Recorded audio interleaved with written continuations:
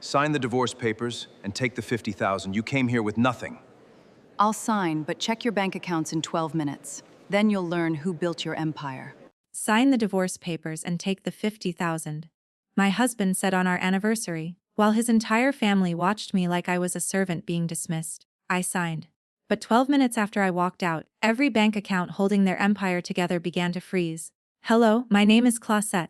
For 8 years, the Bennett family called me quiet, ordinary, and lucky to have married into money. They were wrong about all three. The night my marriage ended began under crystal chandeliers at the Halcyon Hotel in Chicago. My husband, Grant, told me he had planned a private anniversary dinner. Instead, I entered a ballroom filled with his parents, his sister, senior executives from Bennett Meridian Group, and nearly 50 wealthy friends. A giant photograph from our wedding stood behind the main table. Someone had placed a gold banner above it that read, 8 years of loyalty. I almost laughed when I saw that word. The Grant did not kiss me when I arrived. He remained beside his mother, Evelyn, holding a glass of champagne. My father-in-law, Richard, studied me with the cold expression he used when examining an employee he planned to fire. Sit down, Claire, Grant said. There was one empty chair in the center of the room. A thick envelope rested on the table before it. I sat. Grant opened the envelope and pushed a stack of papers toward me. These are divorce papers. The settlement is $50,000. Sign tonight, and we can end this without embarrassment. His sister Vanessa covered a smile with her wineglass. Without embarrassment, I asked. Grant leaned closer. Do not make this difficult. You came into this family with nothing. You contributed nothing. 50,000 is generous. His mother finally spoke. Penniless, nobody should know when she has been given a gift. Several people laughed. Others stared at their plates. Then a young woman stepped from behind Grant. Her name was Leela Morgan, his vice president of development. I had seen her name in hotel receipts, private flight records, and messages Grant thought he had deleted. She placed one hand on his shoulder. Grant and I want to begin our life without unnecessary drama, she said. The room became silent. That was their final surprise. They expected tears. They wanted anger. Most of all, they wanted me to feel small in front of everyone. But I had already cried 3 months earlier when I discovered the first secret. By our anniversary, I had no tears left. I read the first page. The settlement required me to surrender any claim against Grant, his family, and every company connected to Bennett Meridian Group. It also contained a confidentiality clause broad enough to silence me forever. Grant placed a pen beside my hand. Sign, he ordered. I looked around the ballroom. Does everyone here understand what they are witnessing? Richard sighed. They are witnessing my son correcting an expensive mistake.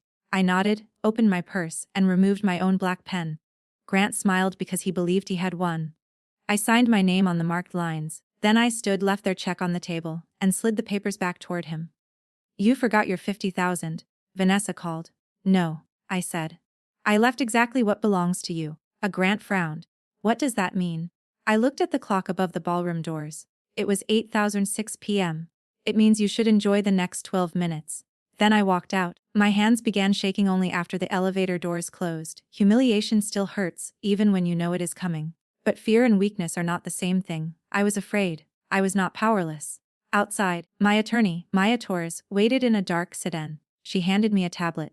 Did they sign their acknowledgement pages? She asked. Grant and Richard both initialed every page before I arrived.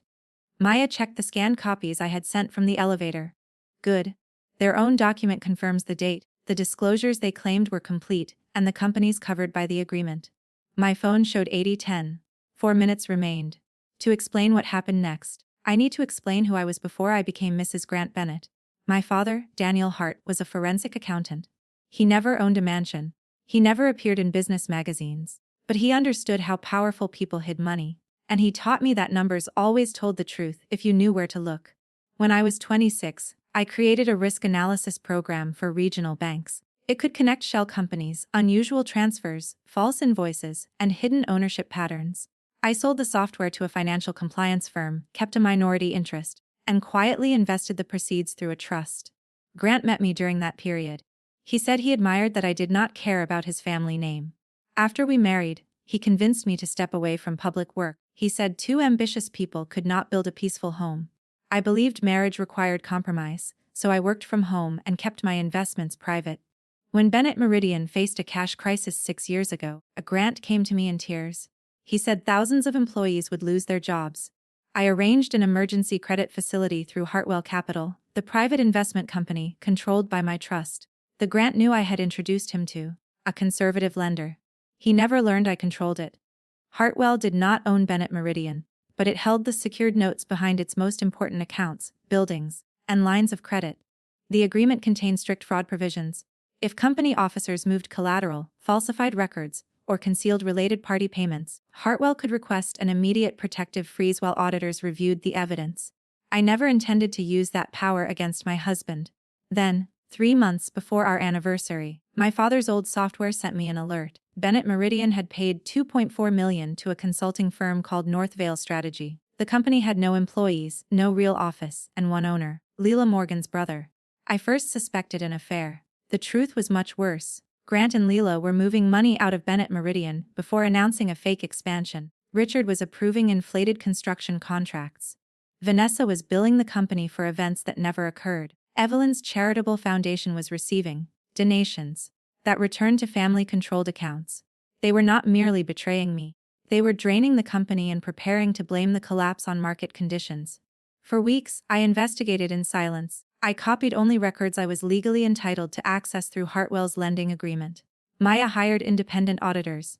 They found forged vendor files, false board minutes, and transfers routed through 4 states. The cruelest discovery was Grant's plan for me. In an email to Leela, he wrote, "Once Claire signs, she cannot question anything. Everyone already thinks she knows nothing about business." They chose our anniversary because they wanted the story to spread. They believed public humiliation would make me disappear. Instead, their divorce agreement became evidence. By stating that all financial disclosures were complete, Grant and Richard confirmed something our audit proved was false. At exactly 8:18 p.m., Maya received a secure message. The emergency orders had been processed. Operating accounts linked to the disputed collateral were restricted. Transfers above ordinary payroll and safety expenses were blocked. The family's private accounts connected to the suspicious transactions were frozen pending review. Their corporate cards stopped working. My phone rang immediately. "Grant." I let it ring. He called again. Then Vanessa. At 80:21, the hotel manager called Maya. The Bennett corporate card used for the ballroom had been declined. At 80:24, Grant sent me a message. "Moody IDO. I replied with 5 words. "I accepted your generous gift." The gift was freedom. By 9 o'clock, the celebration had become chaos. An executive who had remained inside later told me what happened.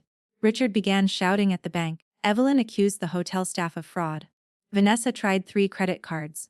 Leela slipped toward a side exit, but Grant stopped her and demanded to know where the missing money was. That was the moment their loyalty ended. People who build relationships on greed do not protect one another when the money disappears. Grant arrived at my apartment shortly before midnight. He pounded on the door until my building's security officer warned him to leave. "Claire," he shouted. "You cannot freeze our company." I spoke through the closed door. "I did not freeze your company. The banks restricted accounts after receiving evidence of fraud. Call them and fix it." Why would a penless nobody have that authority? For several seconds, he said nothing. Then his voice changed. The anger disappeared, replaced by fear. "What is Hartwell Capital?" he asked. "The company that saved Bennett Meridian 6 years ago. Who owns it?" "I do." Silence filled the hallway. Grant had mocked my inexpensive clothes, my old car, and my refusal to attend society parties. He thought quiet meant empty. He never considered that a person could possess power without displaying it. "You trap me," he whispered. "No, Grant. I gave you 6 years to keep your promises. You created the trap. Tonight, you signed your name inside it." The next morning, federal investigators served document preservation orders at Bennett Meridian's headquarters. No one was arrested that day. Real justice is slower than dramatic stories make it appear. Investigators examine records. Attorneys challenge evidence. Innocent employees need protection.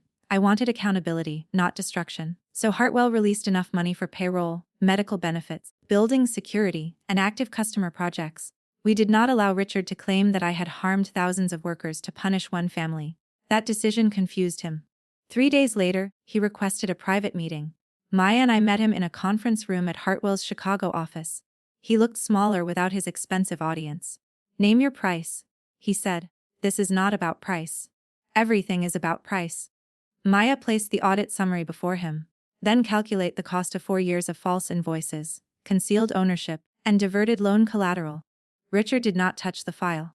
"You married my son to gain access," he said. I financed your company after I married him, I replied, and I protected it longer than he did. He offered me $10 million to withdraw Hartwell's complaint, then $20 million. Finally, he offered control of one division. I refused every offer. What do you want? He demanded. The truth on the record. Repayment of the stolen money, protection for the employees, and your family removed from management until the investigation is complete. He stood so quickly that his chair struck the wall. Bennett Meridian is our legacy. A legacy is what you leave behind, I said. This is evidence. The investigation brought another twist. Lila had not simply helped Grant hide money, she had been hiding money from him too. Nearly $900,000 had moved from North Vale Strategy into an account Grant did not know existed.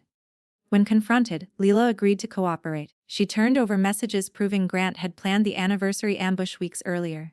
He wanted me emotionally shaken, publicly isolated, and legally silenced before the company announced financial losses. The Grant's family blamed Lila. Lila blamed Grant. Grant blamed Richard.